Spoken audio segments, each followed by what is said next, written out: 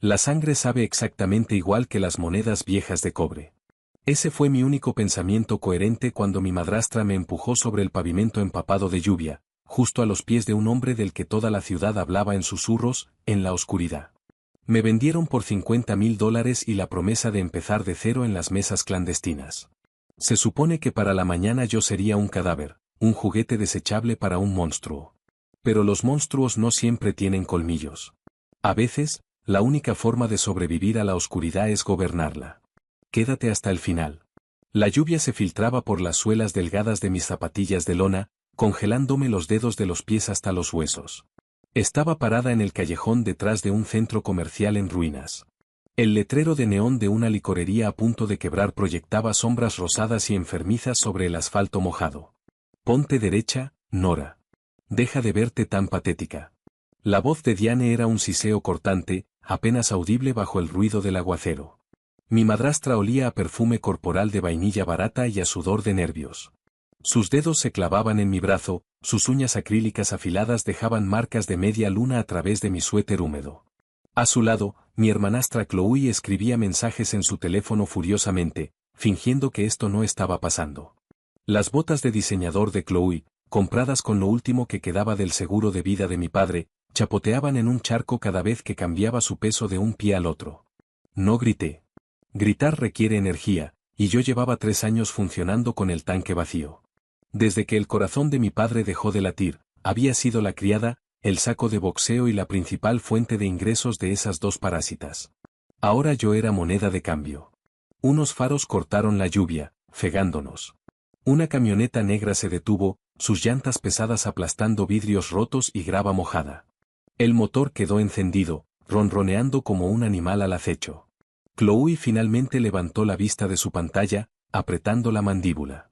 La mano de Diane sobre mi brazo se volvió agónica. Un hombre bajó del lado del conductor.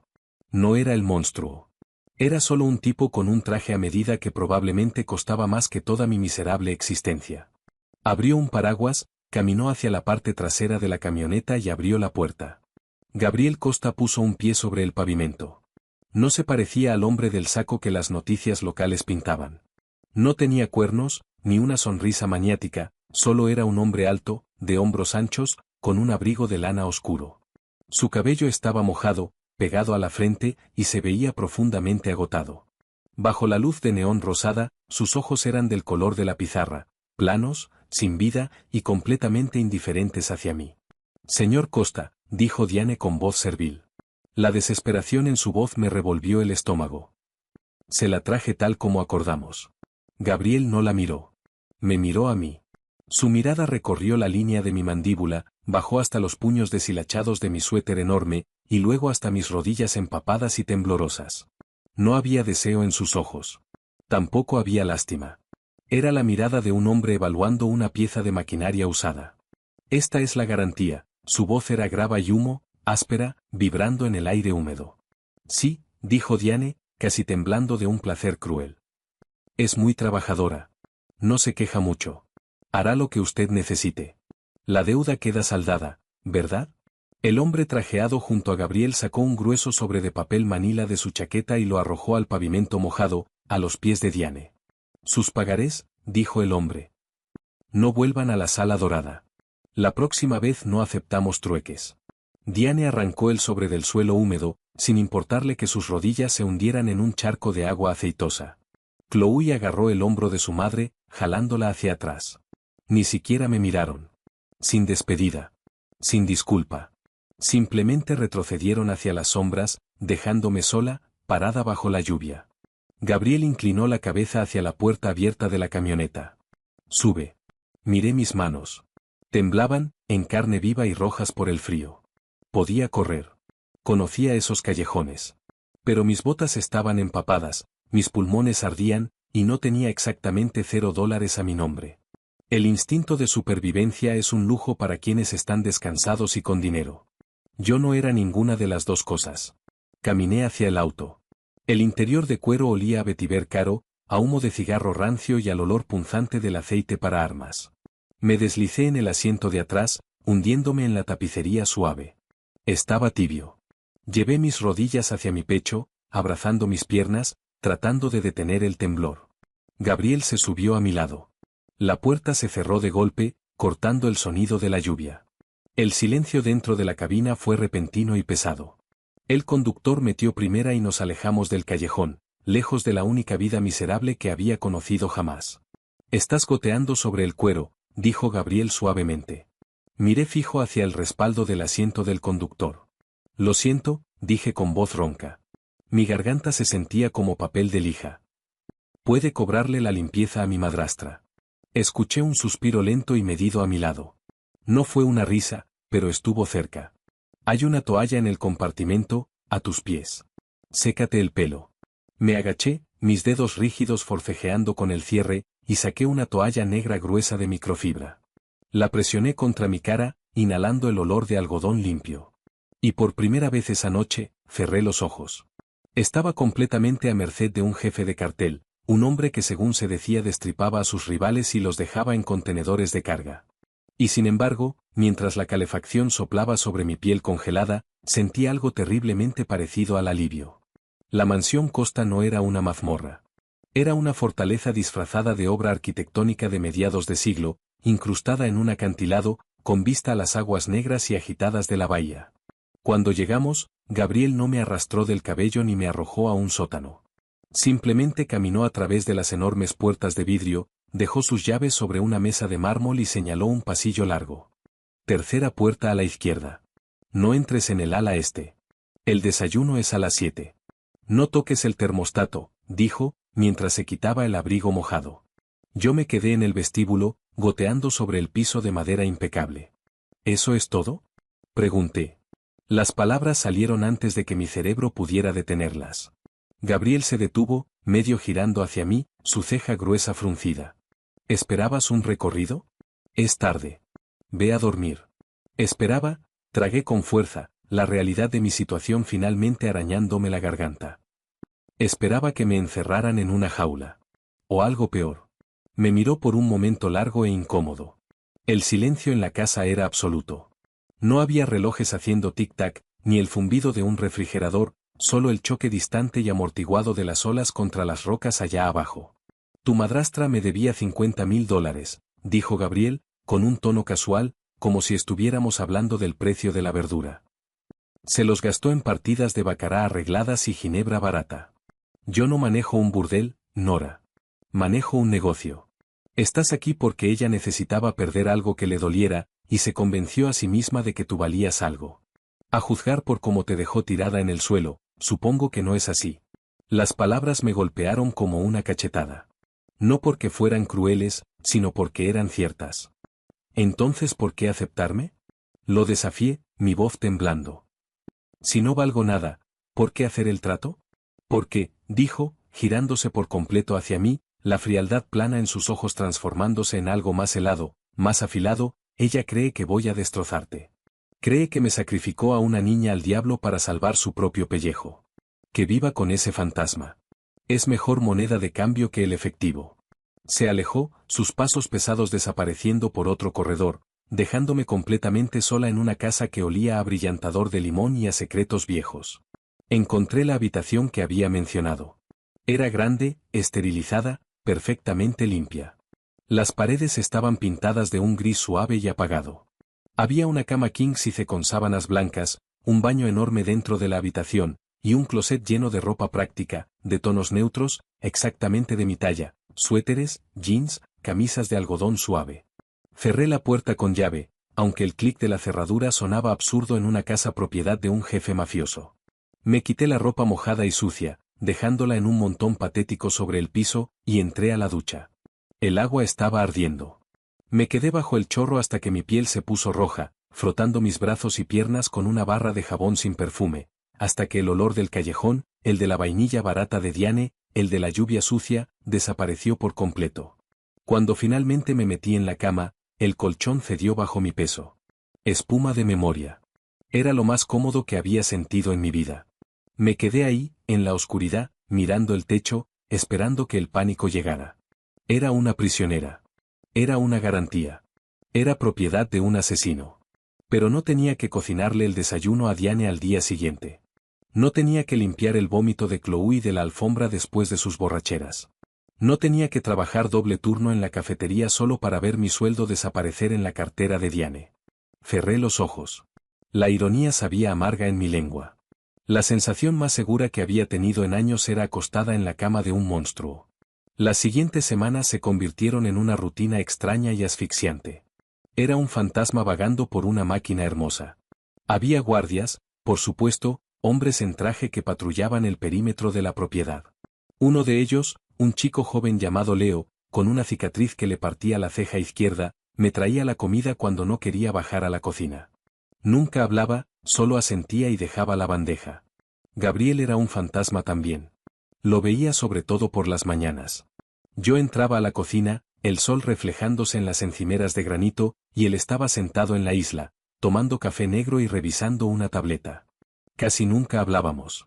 El silencio entre nosotros no era cómodo, pero tampoco era amenazante. Simplemente era pesado, el reconocimiento mutuo de una transacción que ninguno de los dos sabía bien cómo procesar. Una noche, él estaba sentado en la mesa enorme del comedor. Un plato de bistec a medio comer frente a él. Yo entré para servirme un vaso de agua, con la intención de retirarme a mi cuarto. Siéntate, ordenó, sin levantar la vista. Me quedé congelada, el vaso frío contra mi palma. Jalé una silla en el extremo más lejano de la mesa, a 3 metros de él. La comida aquí es buena, dijo, cortando un trozo de espárrago. Pero estás perdiendo peso. La ropa que mi gente te compró te cuelga de los hombros. ¿Cómo? Respondí a la defensiva, mirando las vetas de la madera de la mesa. Comes como un perro callejero, esperando que te saquen a patadas del plato, replicó él con suavidad. Dejó el tenedor, el metal chocando con fuerza contra la porcelana del plato. Ya te lo dije, Nora, yo no torturo mujeres. Puedes dejar de prepararte para el golpe. No me estoy preparando para nada, mentí. Gabriel se reclinó en su silla, estudiándome. Las luces del techo iluminaban los sutiles hilos plateados en sus sienes. Duermes con la espalda contra la pared. Te encoges cuando Leo abre una puerta demasiado rápido. Y aguantas la respiración cada vez que entro a una habitación. Mis uñas se clavaron en mis palmas. Mi propia madre me vendió por $50,000.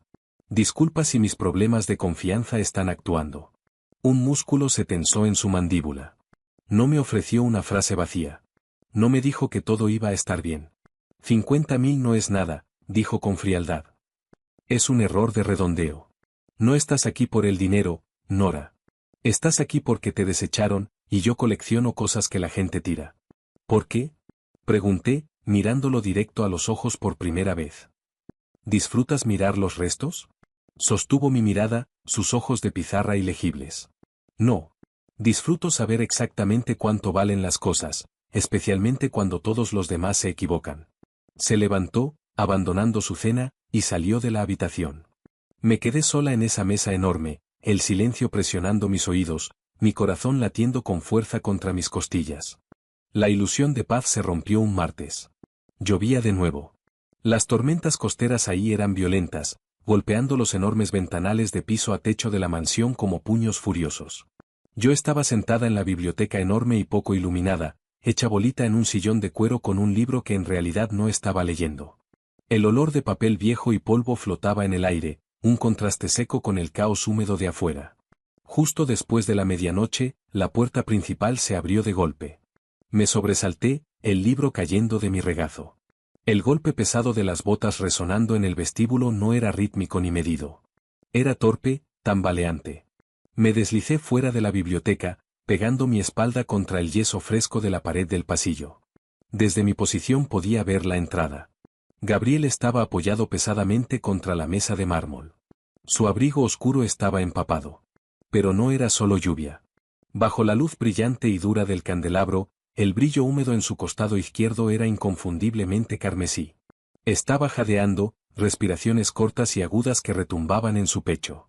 Leo estaba a su lado, con cara de pánico, presionando un trapo grueso contra las costillas de Gabriel. Jefe, tenemos que llamar al doctor. Estoy haciendo la llamada. No, gruñó Gabriel, su voz gutural y espesa por el dolor. Apartó la mano de Leo de un golpe. No. Doctores no. No para esto. La fuga vino de dentro. Si el doctor viene aquí, alerta al sistema. Lo manejamos nosotros. No puedo cocer esa herida, hombre, protestó Leo, su mano cubierta de sangre. No sé qué tan profundo es. Debí haberme ido. Debí haber regresado a mi cama de espuma de memoria, cerrar la puerta con llave, y dejar que los monstruos se destrozaran entre ellos. Si Gabriel se desangraba sobre el mármol italiano, yo sería libre. La deuda se anularía. Podría salir por la puerta principal y desaparecer.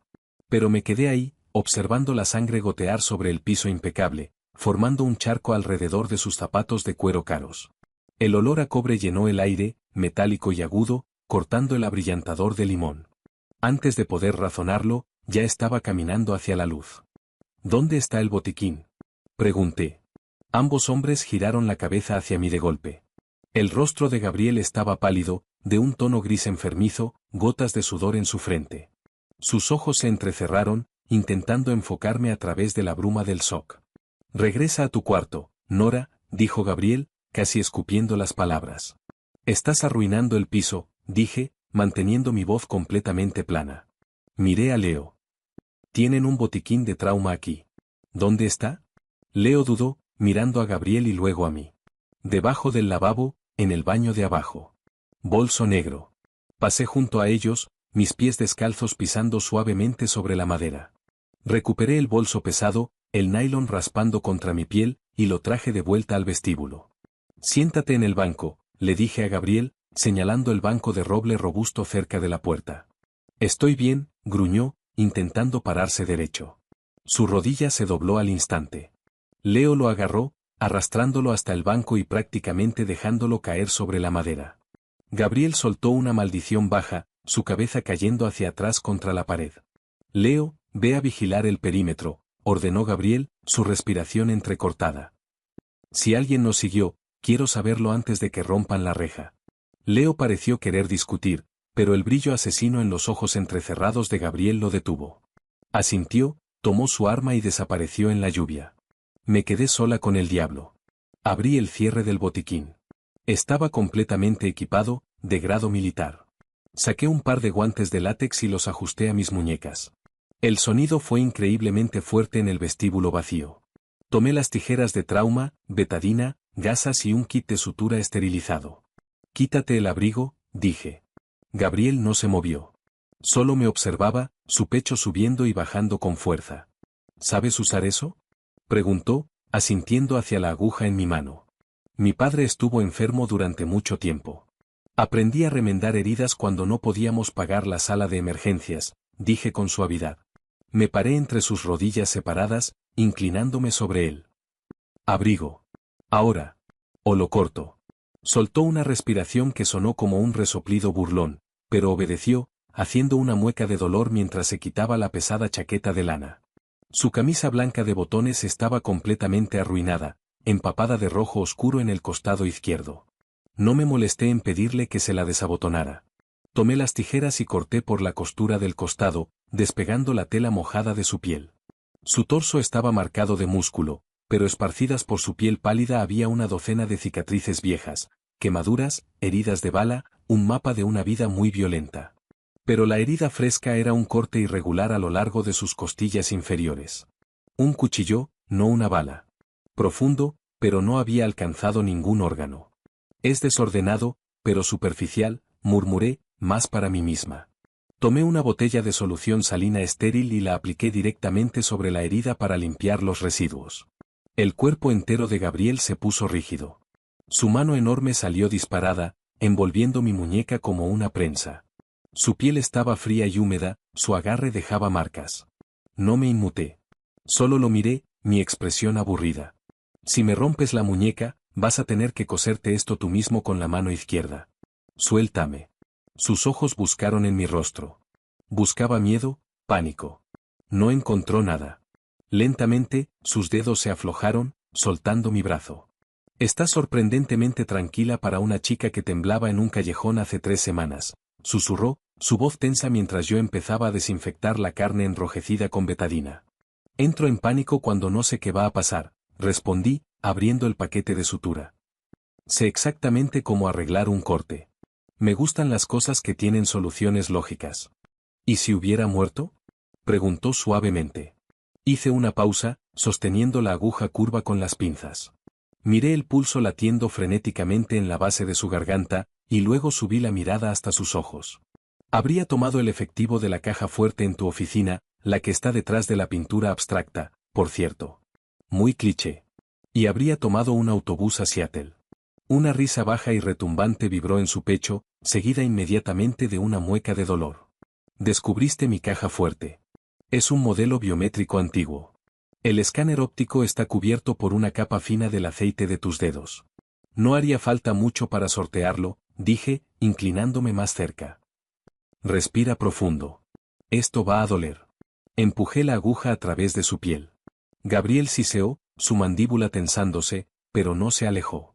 Durante 20 minutos, los únicos sonidos fueron el viento aullando afuera, el deslizamiento húmedo del hilo y su respiración entrecortada. Trabajé metódicamente, atando nudos pulcros y firmes. Estaba tan cerca de él que podía oler la pólvora en su piel debajo del hedor metálico de la sangre. Podía sentir el calor que irradiaba de su pecho. Era el contacto más íntimo que había tenido con otro ser humano en años, y era completamente clínico. ¿Por qué no corriste?, preguntó de repente. El silencio se había estirado demasiado. Corté el extremo del hilo y tomé una venda. Ya te lo dije. No estás muerto. No, dijo, su voz cayendo una octava, encontrando un ritmo estable y peligroso a pesar de la pérdida de sangre. En el callejón. No peleaste. No gritaste. Diane te entregó a un jefe de cartel y simplemente subiste al auto. Presioné la venda adhesiva firmemente contra su costado, mis manos quedándose una fracción de segundo de más sobre su piel tibia antes de retirarme. Me quité los guantes de látex ensangrentados, arrojándolos a la bolsa de basura. Porque, dije, mirando mis manos limpias y sin temblar, ya vivía con monstruos. Diane me hacía dormir en el suelo. Me hacía saltarme comidas para que Chloe pudiera comprar maquillaje. Me golpeaba cuando perdía en las apuestas de las carreras. Subir a tu auto no fue una rendición, Gabriel. Levanté la vista, encontrando su intensa mirada de pizarra. El agotamiento en su rostro había retrocedido, reemplazado por un enfoque agudo, calculador. Fue una mejora. Tomé el botiquín, giré sobre mis talones y me alejé, dejándolo sentado en su propia sangre sobre el piso de mármol. No lo sabía entonces, pero mientras caminaba de vuelta a mi cuarto, el candado de mi jaula dorada no solo se abrió. Se disolvió por completo. El cambio había ocurrido. Ya no solo lo sobrevivía. Empezaba a entenderlo. Y eso era mucho más peligroso. La mañana llegó, no con luz del sol, sino con el rechinar mecánico y abrasivo de la máquina de café expreso o en la cocina. Me quedé en la cama exactamente 10 minutos, escuchando la lluvia continuar su asalto contra el cristal. Mis dedos todavía olían levemente a betadina y cobre. Los froté contra las sábanas de hilo fino, intentando borrar la sensación fantasma de la sangre de Gabriel de mi piel. Cuando finalmente caminé por el pasillo, la casa se sentía fundamentalmente distinta. La carga estática de violencia inminente había desaparecido, reemplazada por un agotamiento pesado y golpeado. Leo estaba desplomado en un sillón de cuero junto a la puerta principal, sosteniendo una taza de café. Tenía ojeras oscuras y su chaqueta estaba arrugada. No dijo una palabra cuando pasé, pero su barbilla bajó una fracción de pulgada. Un saludo. No era exactamente deferencia, pero era un reconocimiento. Ya no era solo un mueble. Gabriel estaba en su oficina. La puerta estaba entreabierta, dejando salir una franja de luz amarilla sobre el piso de madera. La empujé sin tocar. Estaba sentado detrás de un enorme escritorio de roble, sin camisa, con una venda blanca fresca pegada firmemente sobre sus costillas. Se veía terrible. Su piel estaba pálida y su cabello oscuro era un desastre. Un vaso de líquido ámbar estaba junto a una pila de archivos sin tocar. Tenía una pluma negra en la mano derecha, mirando fijamente una hoja de cálculo. Deberías estar descansando, dije. Mi voz sonó alta en el cuarto silencioso. No levantó la vista de inmediato. Cuidadosamente cerró la pluma, dejándola con un clic apagado. El descanso es para la gente que no tiene $20 millones moviéndose por un puerto un martes. Siéntate. Tomé la silla frente a él. El cuero estaba frío. La oficina olía a madera de cedro, papel viejo y el toque agudo del whisky. Revisé la caja fuerte, dijo, su voz un susurro grave. El escáner óptico estaba limpio. Te dije que era una vulnerabilidad, respondí, cruzando las piernas. Si yo lo noté mientras limpiaba el polvo, alguien que la estuviera buscando la encontraría al instante. Finalmente levantó la cabeza. Sus ojos de pizarra estaban inyectados en sangre, los bordes tensos por dolor reprimido. ¿Limpias el polvo de mi oficina? Me aburro. No me gusta estar sentado en un cuarto esperando que alguien me diga que tengo permiso para respirar. Me incliné hacia adelante, apoyando los codos en las rodillas. Diane te debía 50.000. Dijiste que era un error de redondeo. Pero un hombre que microgestiona 20 millones un martes no deja que $50.000 pasen desapercibidos a menos que sea meticuloso con sus libros. Llevas la cuenta de cada centavo. Gabriel me estudió. Se reclinó en su silla, haciendo una mueca leve cuando el movimiento tiró de sus puntadas. Mi contador desapareció hace 3 días. Se llevó una cantidad significativa de datos encriptados. Por eso estaba sangrando en mi vestíbulo anoche. Estaba sacándole un nombre a un asociado de bajo rango que pensó que podía venderme. Mi estómago dio una vuelta lenta y fría. Sacarle un nombre. No quería saber la mecánica de eso. Me enfoqué en el problema práctico. Entonces tus libros son un desastre. Funcionalmente inexistentes, corrigió secamente.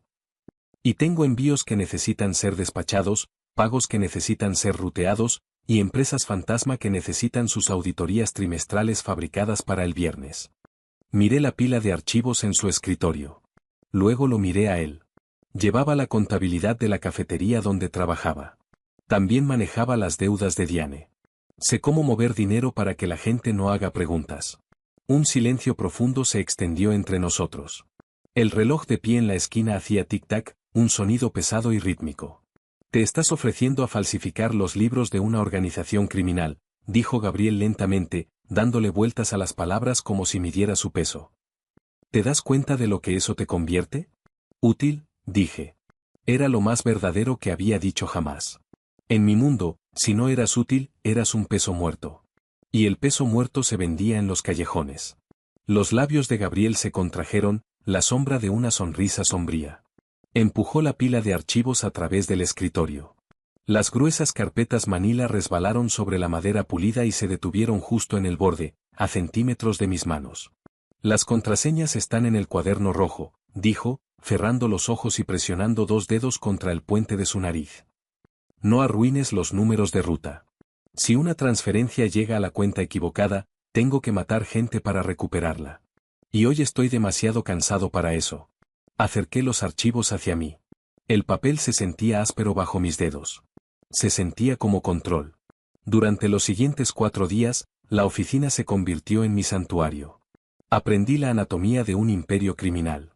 No era cinematográfico. Eran sobre todo hojas de cálculo, vacíos fiscales y columnas interminables de números. Me sentaba frente a Gabriel durante horas, los únicos sonidos eran el clic de las teclas de mi laptop y el ocasional crujido del papel. Existíamos en una órbita funcional y sin sangre. Él manejaba la logística de su violencia. Yo limpiaba el residuo financiero. Estaba lavando dinero. Era cómplice. Pero mientras balanceaba una cuenta que canalizaba ganancias de apuestas ilegales hacia una propiedad inmobiliaria legítima, mis manos no temblaron ni una sola vez. El viernes por la noche llegó con la humedad asfixiante de una tormenta inminente. El aire dentro de la mansión se sentía denso, cargado del tipo de tensión que hace que se te pongan los pelos de punta. Gabriel había convocado a su círculo cercano. Una cena.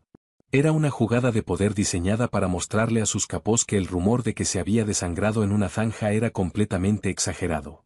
Estaba funcional. Estaba en control. Y me quería en la mesa. No soy un perro de exhibición, le dije 1 hora antes de que llegaran los invitados. Estaba parada en su habitación. Me había llamado para ayudarlo a ajustar una funda de hombro sobre sus costillas en recuperación. Llevaba un traje gris carbón que le quedaba como una armadura. Se veía completamente letal. El agotamiento de principios de semana reemplazado por un enfoque frío y depredador. No, coincidió Gabriel, ajustándose los puños. Eres mi contadora y la mujer que me cosió. Saben que estás aquí. Si te escondo en un cuarto trasero, pensarán que eres una debilidad. Si te pongo a mi derecha, sabrán que eres un activo o un objetivo. Lo señalo yo, dije, jalando la correa de cuero firmemente a lo largo de su espalda. Él gruñó suavemente, pero no se quejó. Solo si pareces presa, murmuró, girándose para verme de frente. Extendió la mano, sus dedos grandes y callosos rozando el cuello de seda del vestido que había enviado a mi cuarto esa misma tarde. Era esmeralda profundo, simple, hecho a medida, y completamente demasiado caro. No parezcas presa, Nora. El comedor era un teatro de crueldad disfrazado de cena civilizada. Había 4 hombres además de Gabriel. Olían a cigarros caros, sudor rancio y diferentes grados de arrogancia. Me senté directamente a la derecha de Gabriel. La copa de cristal se sentía frágil en mi mano. Un hombre llamado Víctor, un matón de cuello grueso con un tatuaje de telaraña subiendo por su garganta, se pasó el primer plato mirándome el pecho. A su lado estaba Dante, supuestamente la mano derecha de Gabriel. Dante era delgado, de rasgos afilados, y tenía una sonrisa que no llegaba a sus ojos negros y sin vida. Entonces, dijo Dante, arrastrando su cuchillo sobre su bistec con fuerza innecesaria. El metal chirrió contra la porcelana. Esta es la callejera que recogiste del juego de Costa Mesa. Escuché que te costó 50.000. Parece caro para una criada. La mesa quedó en silencio absoluto. El tintineo de los cubiertos se detuvo. Gabriel no miró a Dante. Levantó tranquilamente su copa de vino, tomando un sorbo lento. Esperaba. Me estaba poniendo a prueba. Mi corazón latía a un ritmo frenético contra mis costillas, un pájaro atrapado buscando una salida. Pero recordé a Diane. Recordé a los hombres que traía a casa, los que me hablaban como si fuera tierra bajo sus botas. Había sobrevivido a ellos haciéndome pequeña. Esa noche no me haría pequeña. Dejé mi tenedor sobre la mesa. El clic fue agudo y autoritario. Miré directamente a los ojos de Dante. 50.000 es un número interesante para que te burles, Dante, dije, mi voz inquietantemente tranquila, el tono bajo, firme. Especialmente considerando que autorizaste un pago de $62.000 a una empresa fantasma en las Caimán el mes pasado, por supervisión logística de un envío que en realidad nunca necesitó pasar por aduanas. La sonrisa de Dante se desvaneció. Su piel se puso pálida rápidamente, la sangre escurriendo de su rostro. Auditeé los libros esta semana, continué, levantando mi copa de vino. Hice girar el líquido rojo oscuro, observando cómo se pegaba al vidrio. Ese dinero saltó la cuenta central de retención. Simplemente desapareció. Me parece que si vamos a hablar de precios caros y activos inútiles, deberíamos empezar por tus prácticas de contabilidad. Víctor se ahogó con una risa, disfrazándola rápidamente como tos. Las manos de Dante se aplanaron sobre la mesa. Maldita perra mentirosa. Gabriel se movió tan rápido que no vi cómo cambió su peso. Un segundo estaba reclinado.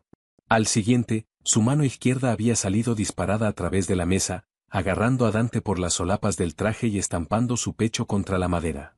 Las copas de cristal se volcaron, el vino derramándose sobre el mantel blanco de lino como una herida fresca. Termina esa frase, susurró Gabriel. Su voz era un siseo suave y aterrador. Termínala, Dante.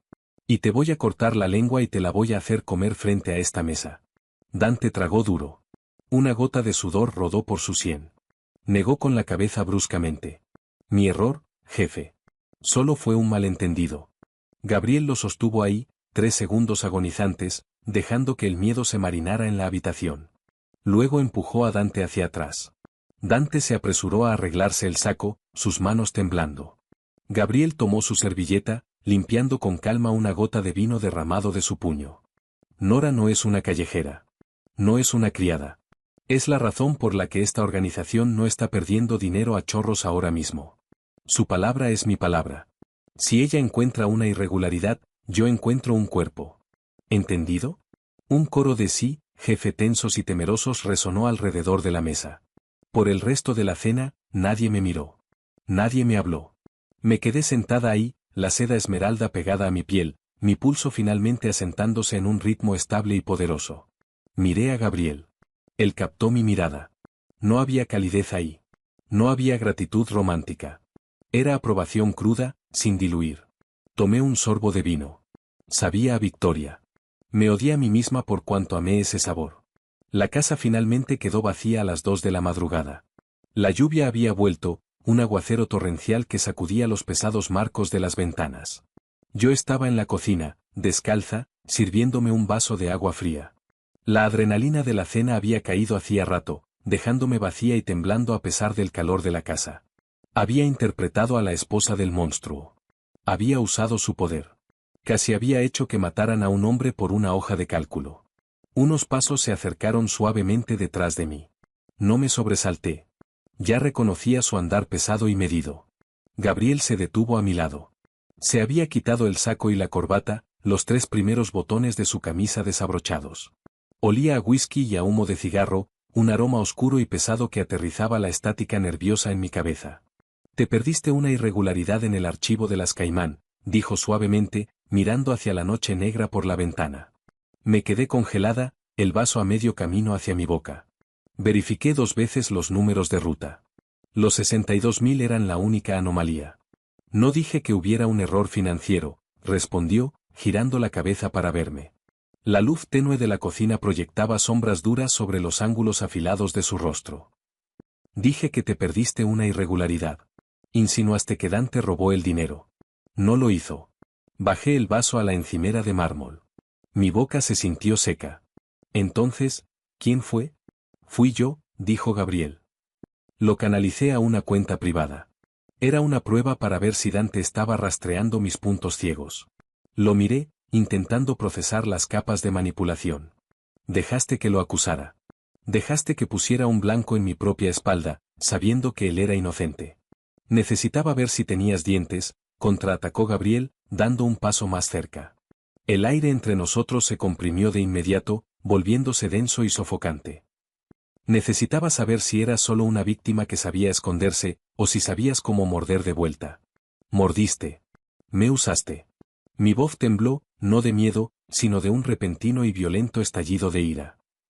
No soy una de tus soldados, Gabriel. No soy una pieza en tu tablero. ¿No lo eres? Dio otro paso. Estaba completamente en mi espacio ahora. Tuve que inclinar la cabeza hacia atrás para mantener el contacto visual. El calor que irradiaba de su cuerpo era palpable, cortando el frío de la cocina. Te sentaste en mi mesa. Usaste mis colores. Destruiste la reputación de un hombre con una sola frase. Estás en el tablero, Nora. Te pusiste ahí porque era la única forma de sobrevivir, solté, mis manos formando puños a los lados. No tengo opción. Siempre hay una opción, murmuró él. Su mirada cayó hacia mi boca, luego subió lentamente de vuelta a mis ojos. No era una mirada suave. Era posesiva, pesada. Podrías haberte quedado callada. Pero te gustó. Te observé tomar un sorbo de ese vino después de destriparlo. Disfrutaste el poder. Lo odio, mentí. Las palabras sabían a ceniza. Gabriel extendió la mano. Me preparé, esperando dolor. Pero su mano grande simplemente envolvió el costado de mi cuello. Su pulgar rozó mi mandíbula. Su piel era áspera, callosa por años de sostener armas y romper huesos, pero su tacto era dolorosamente deliberado. Eres una mentirosa terrible, susurró, su voz vibrando contra mi piel. No podía respirar. Mis pulmones olvidaron cómo expandirse. Su aroma, humo, alcohol, peligro, era embriagador. Debí haberlo apartado. Debí haber corrido de vuelta a mi cuarto esterilizado y cerrado la puerta con llave. Pero la ira, la adrenalina, y el agotador alivio absoluto de ser vista, no como víctima, no como garantía, sino como algo peligroso, rompió el último cable que quedaba en mi cerebro. Agarré el frente de su camisa y lo jalé hacia abajo. El beso no fue de novela romántica. Fue una colisión. Fue dientes, fricción y presión desesperada que dejaba moretones. Gabriel gimió, un sonido bajo y gutural que vibró directo en mi pecho. Sus brazos me envolvieron, una mano enredándose en mi cabello, inclinando mi cabeza hacia atrás para profundizar el ángulo, mientras su otro brazo se enrollaba en mi cintura, levantándome por completo del piso frío. Probé whisky y agresión. Lo besé de vuelta con toda la rabia y el terror que había tragado durante los últimos 3 años. Mis manos encontraron el músculo cálido y firme de sus hombros, sujetándolo con fuerza, anclándome en el centro de la tormenta. Me empujó contra la encimera de la cocina, el mármol mordiendo mi espalda baja. El impacto lo sacudió, y hizo una mueca de dolor agudo, separando su boca de la mía. Apoyó su frente contra mi hombro, su pecho agitándose, su respiración caliente sobre mi clavícula. ¿Tus puntadas? Jadeé, mis manos cayendo de inmediato de sus hombros para flotar sobre sus costillas. Al diablo con las puntadas, dijo entre dientes, su voz espesa y áspera. No se alejó. Solo se quedó ahí, sosteniéndome contra él, su cara enterrada en la curva de mi cuello. Dejé que mis manos descansaran en su espalda, sintiendo el latido pesado e irregular de su corazón. Mi propio pulso era ensordecedor. Nos quedamos así durante mucho tiempo. La lluvia lavando las ventanas, el silencio en la cocina pesado con la certeza absoluta de que habíamos cruzado una línea. Ya no era solo su contadora. Ya no era su garantía. Era su cómplice. Y mientras sostenía al monstruo en la oscuridad, sintiendo su sangre y su respiración contra mi piel, comprendí la verdad más aterradora de todas. No quería estar en ningún otro lugar. La luz del sol se sintió como un asalto físico la mañana después de besar a un asesino. Me desperté en mi propia cama, los labios amoratados y la espalda baja doliéndome por el filo del mármol. Gabriel ya se había ido para cuando yo me había retirado a mi cuarto, horas antes, dejando atrás solo el fantasma de su whisky en mi lengua y un cambio profundo y aterrador en mi realidad. Me quedé bajo el chorro de la ducha hasta que el agua salió tibia, frotando mi piel como si pudiera lavar la complicidad. No funcionó. Cuando me miré en el espejo empañado, no vi a la chica aterrorizada del callejón. Vi a una mujer que había probado el poder y se lo había tragado entero. La ilusión de una mañana tranquila se rompió exactamente a las 9:14 de la mañana. No empezó con una explosión ni un grito dramático. Empezó con una caída sutil y enfermiza en la presión del aire, seguida inmediatamente del crujido pesado de las puertas principales reforzadas cediendo bajo un ariete. Mi cerebro no procesó el sonido como violencia. Lo procesó como un accidente de construcción. Me estaba poniendo un suéter gris de cachemira cuando finalmente sonó la alarma de la casa. No fue una sirena estridente, sino un pulso electrónico bajo que hacía vibrar los huesos, diseñado para desorientar intrusos. Luego llegaron los disparos. No fue cinematográfico. No tenía un ritmo. Era un estrépito caótico y ensordecedor que sonaba como un mecánico arrastrando un tubo de acero sobre un techo corrugado. El yeso explotó en el pasillo afuera de mi cuarto. Una fotografía enmarcada de la costa se desintegró en una nube de polvo de vidrio y papel hecho jirones. El pánico, descubrí, tiene un sabor distinto. Sabe a ácido de batería en el fondo de la garganta. Mis rodillas fallaron de inmediato, dejándome caer pesadamente sobre el piso de madera. Mis manos temblaban con tanta violencia que no podía agarrarme del borde de la cama para levantarme. Nora. El rugido de mi nombre cortó el chillido mecánico de la alarma. Pasos retumbaron por el pasillo, pesados y frenéticos. La puerta de mi cuarto no solo se abrió. Salió volando de sus bisagras, la madera estallando hacia adentro. Gabriel llenó el marco. Tenía un rifle negro mate en las manos, sus nudillos blancos como hueso. No llevaba traje hoy.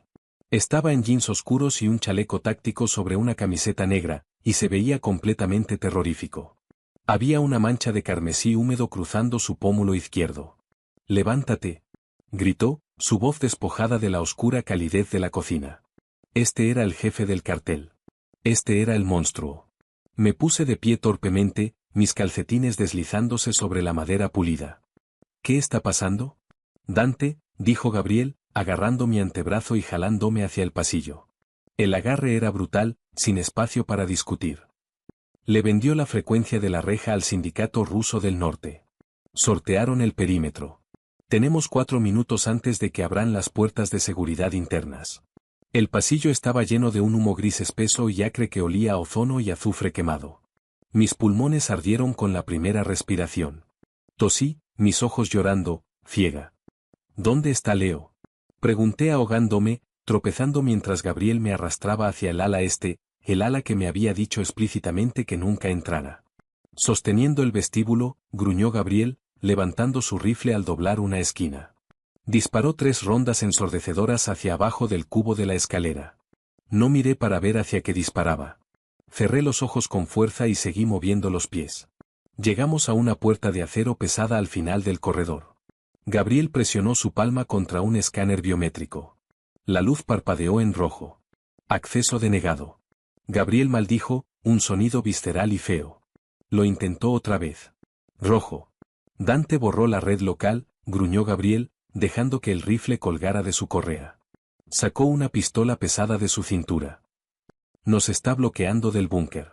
Está ejecutando una toma hostil de la infraestructura digital mientras sus nuevos amigos masacran a mis hombres. Mi terror cristalizó de repente en algo completamente distinto. Claridad. Yo no era una soldado. No sabía disparar. Pero sabía cómo funcionaba la mente de Dante. Había pasado una semana dentro de sus libros.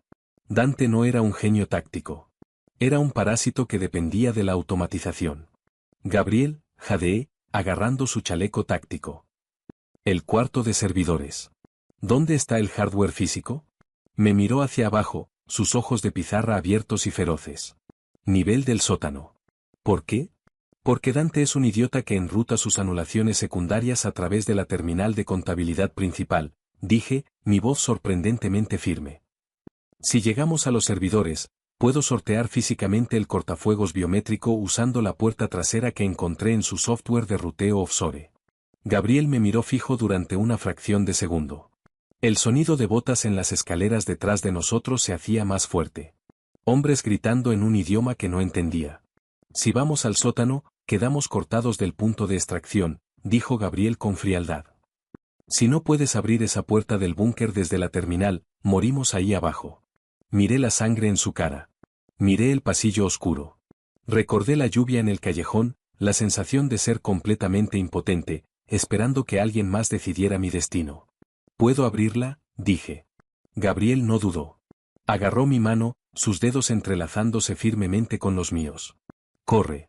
El sótano olía a concreto húmedo y a racks de servidores calientes. El zumbido de los enormes ventiladores de enfriamiento amortiguaba los sonidos de la casa muriendo arriba. Gabriel me empujó dentro del cuarto de servidores con paredes de vidrio, girando de inmediato su espalda hacia mí para cubrir la única puerta de acero por la que acabábamos de pasar. 2 minutos, Nora, dijo, su respiración entrecortada.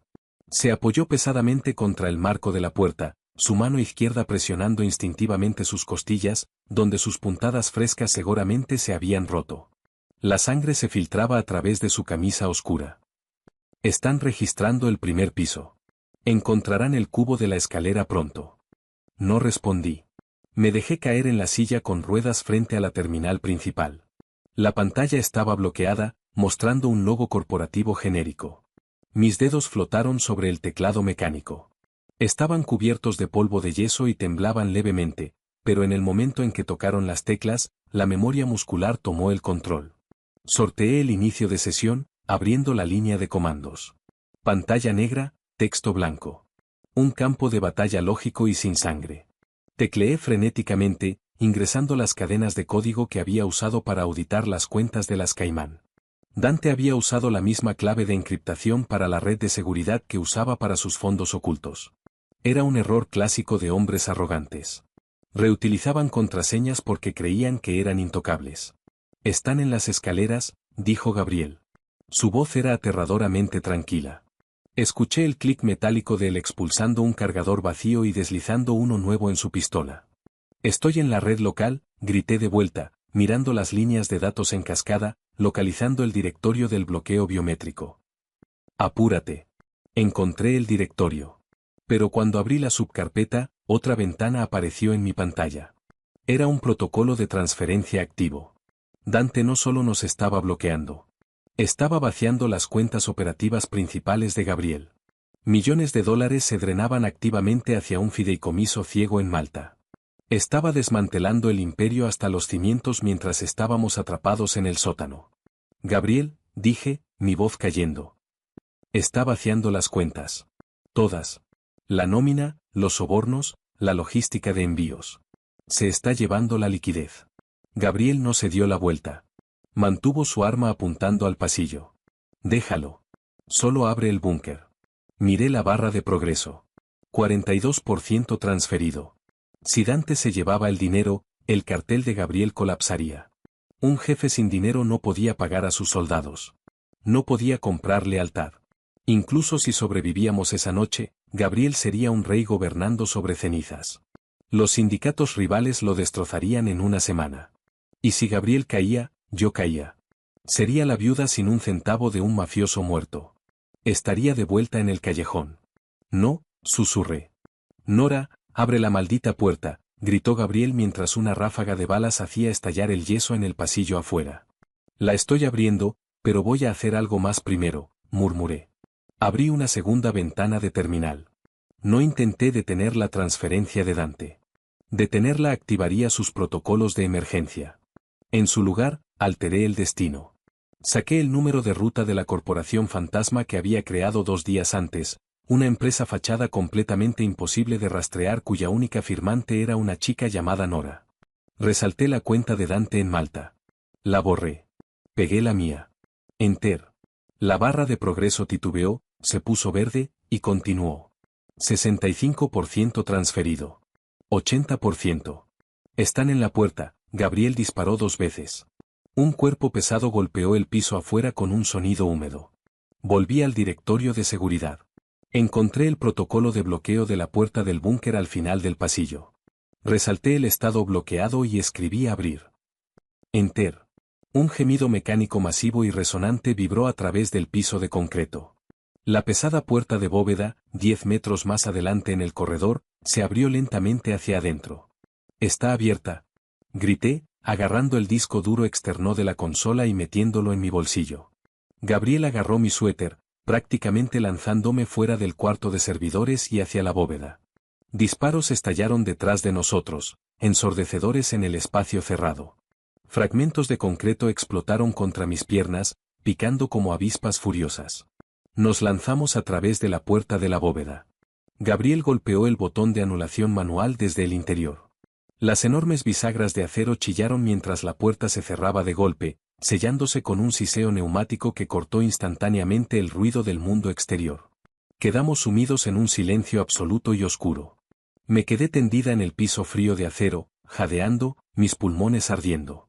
A mi lado, Gabriel respiraba en jadeos ásperos y húmedos. Las luces de emergencia se encendieron parpadeando, bañando el búnker de concreto en un resplandor amarillo enfermizo. El cuarto era escaso. Catres, raciones, un botiquín médico, y una terminal de comunicaciones. Me levanté sobre mis codos. Gabriel estaba desplomado contra la puerta de la bóveda, su cabeza recostada contra el acero. El frente de su camisa estaba empapado en sangre. El esfuerzo había roto sus puntadas por completo. «¿Estás sangrando?», dije, afirmando lo obvio. Me arrastré hacia él, alcanzando el botiquín médico atornillado a la pared. «Déjalo», dijo con voz ronca, atrapando mi muñeca. Su agarre era débil, temblando levemente. «Es solo sangre. Estamos seguros. Las paredes tienen 60 centímetros de concreto reforzado. No pueden entrar». Abrió los ojos, mirándome.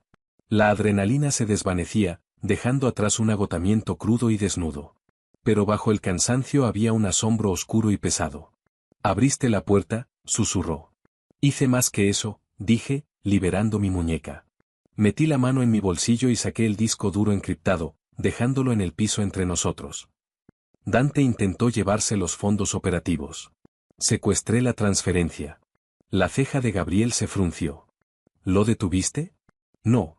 Lo dejé iniciar el drenaje para que el banco no marcara el movimiento repentino. Pero cambié el destino. Miré mis manos. Estaban cubiertas de polvo de concreto y su sangre. El dinero está en una cuenta que solo yo controlo. 68 millones de dólares. El silencio se extendió en la luz amarilla. El zumbido del sistema de filtración de aire del búnker era el único sonido. Gabriel me miró fijo. No se veía enojado. No se veía traicionado. Se veía como un hombre que acababa de ver una tormenta arrancar el techo de su casa y descubrió que admiraba el rayo. «Robaste todo mi imperio», dijo en voz baja. Con unas cuantas pulsaciones de teclas. «Asegure tu imperio», lo corregí, sosteniendo su mirada de pizarra sin parpadear. Dante pensó que eras débil porque sangrabas. Pensó que yo era débil porque me compraron. Se equivocó en ambos casos. Gabriel soltó una risa baja y áspera que se convirtió en una mueca de dolor. Extendió la mano, su mano ensangrentada envolviendo la parte de atrás de mi cuello, jalándome hacia adelante hasta que nuestras frentes se tocaron.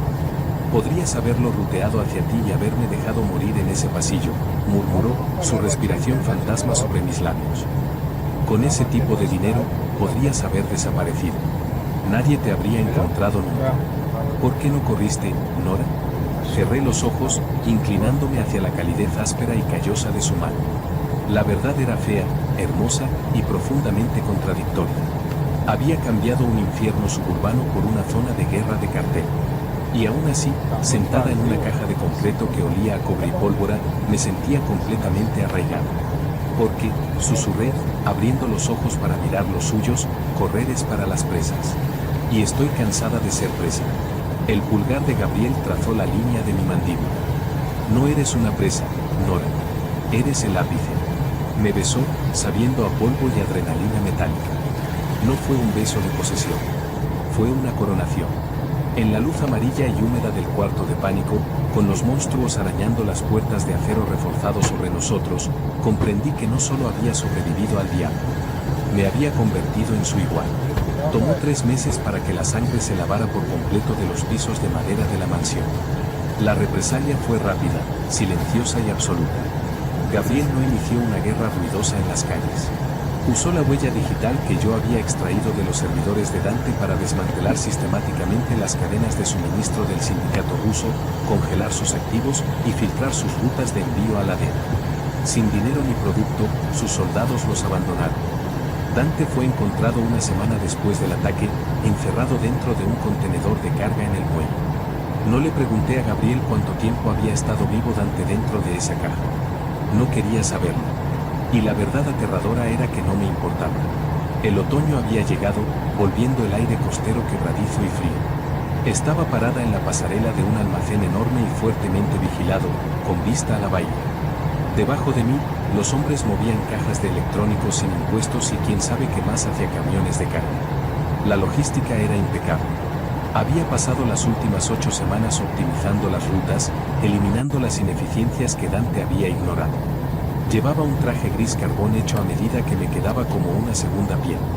Mi cabello estaba recogido en un nudo severo. Ya no me veía como la chica del suéter enorme. Tampoco me sentía como ella. Pasos pesados resonaron en la rejilla metálica de las escaleras.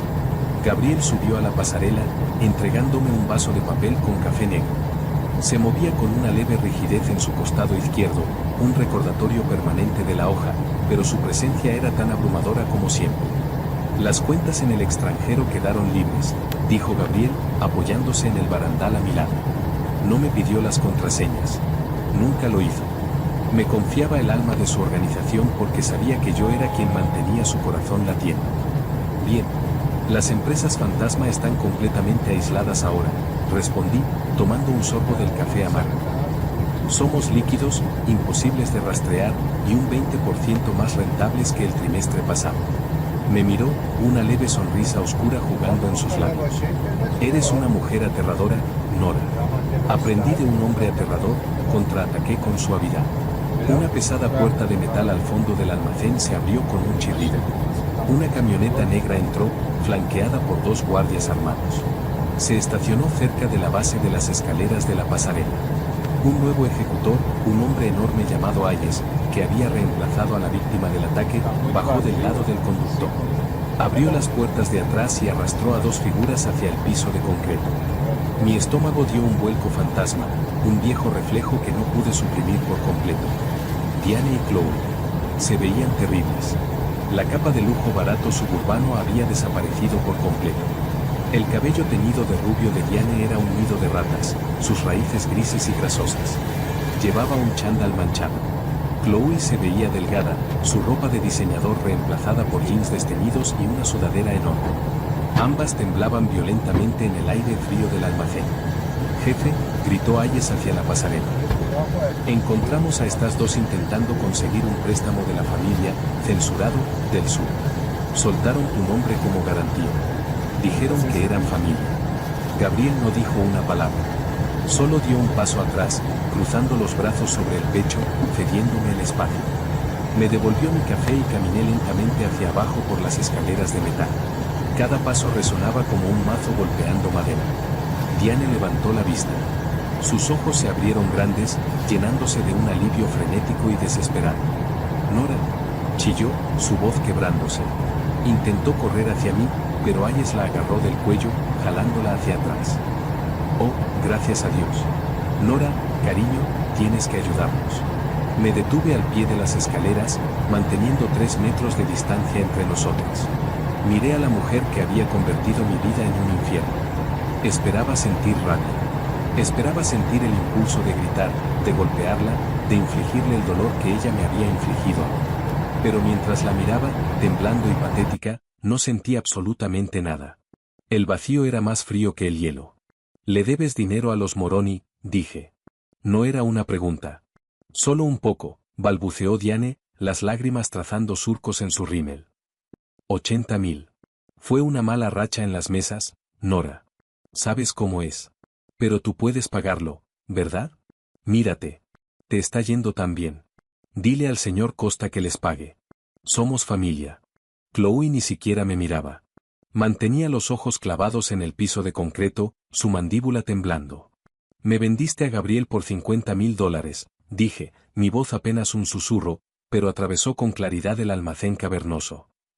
Devaluaste mi valor para cubrir tus propios fracasos. Hicimos lo que teníamos que hacer para sobrevivir, sollozó Diane, cayendo de rodillas. Por favor, Nora. Los Moroni. Dijeron que le van a romper las piernas a Chloe.